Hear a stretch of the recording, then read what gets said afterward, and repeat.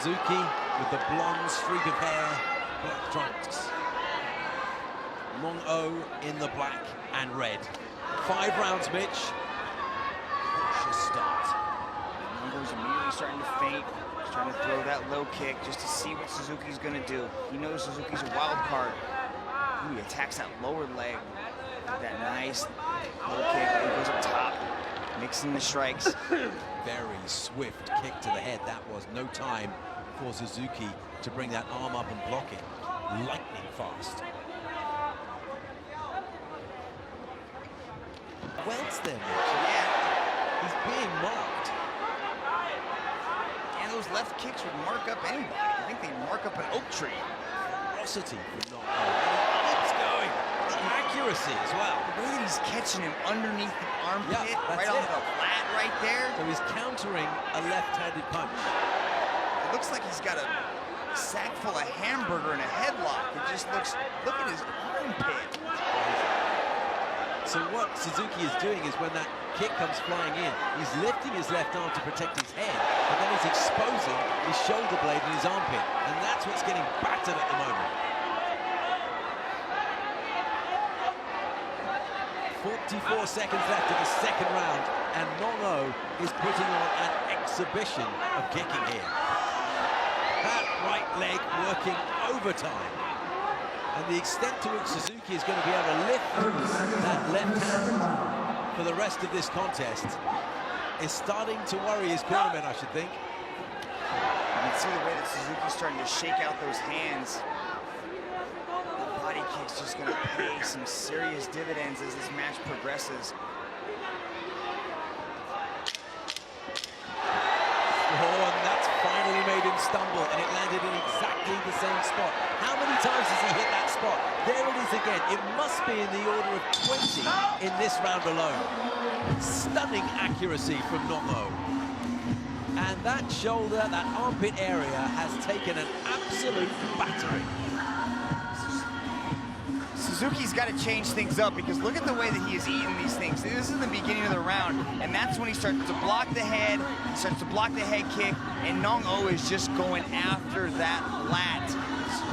Look at this. He sets it up and feints, and then just body kick, arm kicks. Ready, go!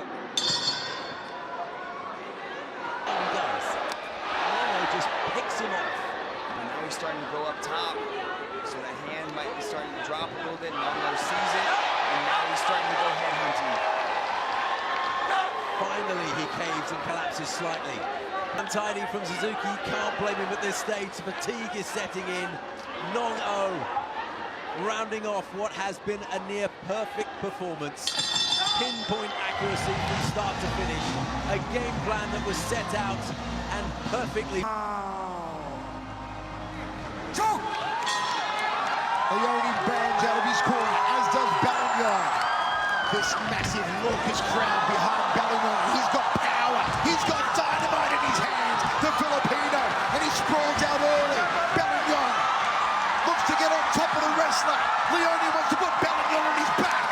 This one's gone crazy early. This one's awesome already. Uppercut from Bellingham. Oh, body shot from Bellingham. Big hands from Bellingham. Leone backs up. Bellingham's exploded, a house on fire. The ticking time bomb's exploded. Woo. That was a fast start. You can see Leone did the right thing. He tried to initiate the strike, but went in for the takedown. But Bellingham got a great stoppage there. Was able to stop the repeated takedown attempts as this crowd lights up. Ready? Touch gloves. Second round set for 3. Scored as an overall contest, but no doubt it's one that Bellingham is clearly leading at the moment. What happens? That sense of intrigue if Leone can put Bellingham on his back. Hasn't happened yet. Centurion doesn't want to give it up here. Again, Bellingham like a ticking time bomb. Could explode at any moment. Oh, turn it back, kick drops him! Turn it back, kick drops him! Turn it back, kick drops him! Here comes Bellingham!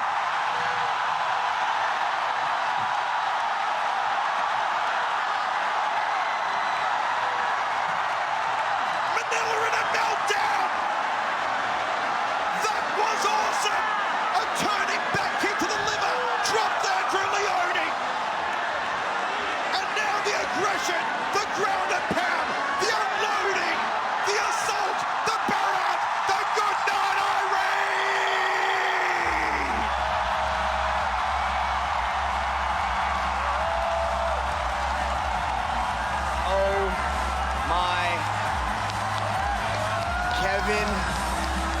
silencer. Beautiful display shown by Kevin Bellingham. A beautiful spinning sidekick. And then the punches rain down like a Filipino typhoon as he just started dropping him. And he forced this referee to jump in and save him. Absolutely tremendous victory. And these punches should be extremely meaningful. First of all, though, a kick from Alan in the black trunks, Hassan in the pale blue.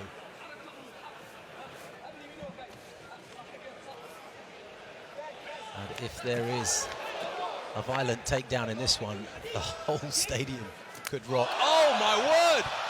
A spinning kick that knocked Hassan straight down, and in comes the referee. Kenichi Serizawa didn't want to see any more of that, and I do not blame him. And look at Alan marching around the cage as if he owns it. This one was over so quickly that Jason Chambers didn't even get a word in. Yeah, you're absolutely correct, Steve. Just making some notes, and I looked up there and caught that spinning back kick. That was just incredible. I mean, that shows you the pedigree of a very high-level striker.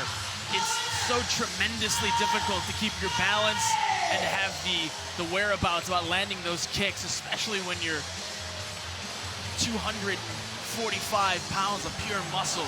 Oh, look at those biceps. I'm sure we're going to be able to see that kick again here in a second. And that was just absolutely on the money, and it rocked Hassan a little bit and put him off balance. You see here, Hassan set up a couple of punches, and then Alan just grazed him right on the temple with that toe. Seemed to get him around the temple, didn't it? Perhaps let's take a look at this top from the of the other nose. side. So rare that these are executed well enough, but yeah, high on the head, that one. Perfect foot to the temple, and there's a few buttons, and that just put Hassan enough on Crazy Street to get a little rocked. Ready, go!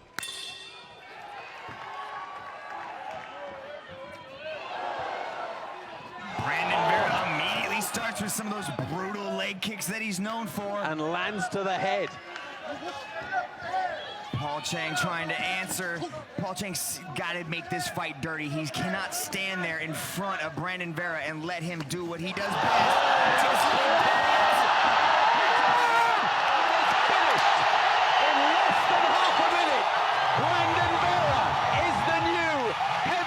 Champion in front of his own fans in Manila.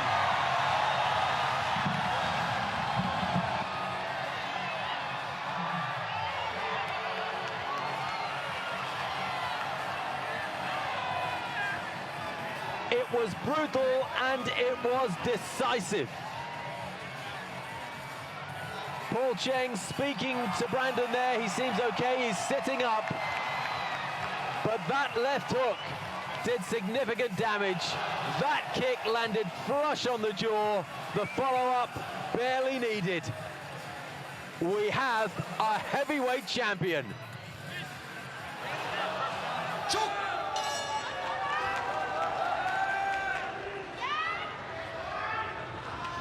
And he's going to try and get on the inside and work the overhand right. Head down in southpaw start, so feeling up process so far, but that left leg is cocked and ready. You can see his strategy. He's trying to inch forward. He's trying to apply that pressure, but you know he's kind of playing right into the strength of Petdan. He's got to move. Heading on the inside after riding a couple of high left roundhouse kicks from Petdan, and referee Olivia Coles breaks them, but already you're seeing the speed and the power on that favourite left kick. Here comes Kenny C, rockets in her right hand. Jab two there from Kenny, falls short.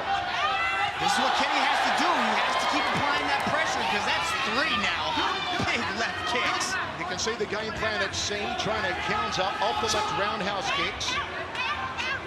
I'd like to see him start moving a little bit to the outside to keep that foot constantly stepping out to the left because these are brutal. Kenny gets on the inside again, wears three left roundhouse kicks, ties up Petdan. Petdan throws a knee, they tangle, and Olivia Coles breaks it. That left roundhouse kick of Petdan is frightening. And again, Kenny gets caught. He's out. This one's over. At the left roundhouse kick. I told you, it's one of the greatest weapons in the combat world, and it knocks out Kenny C. Nobody can stand up to that left roundhouse kick. Man, it was he was just figuring it out. He caught him first. Kenny C kind of wore one on the arm a little bit, but then he was starting to find the range, find the timing of that. Caught him at the top of the head. Kenny C dropped his glove ever so slightly, and Pet Stam just uncorked a massive, look at this, and then finished it off with the knee, and down he goes. Rich, I was watching your facial expressions during that replay, and your eyebrows almost flew off your head. That is one of the greatest weapons in the combat sports world, isn't it? That left roundhouse.